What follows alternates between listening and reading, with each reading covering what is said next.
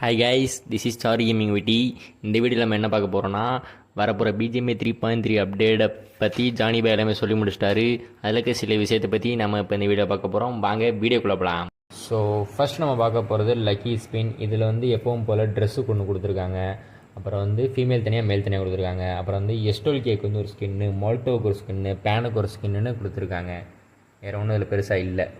போன அப்டேட்டுக்கு எப்படி லைனை வந்து ஒரு பெட்டாக கொடுத்தாங்களோ அது மாதிரி இந்த அப்டேட்டுக்கு வந்து லெப்பர்டு வந்து பெட்டாக கொடுத்துருக்காங்க. அது வந்து வெள்ளை கலர் ஒன்று, அப்புறம் நார்மலான கலர் அந்த பெட்டாக வந்து கொடுத்துருக்காங்க.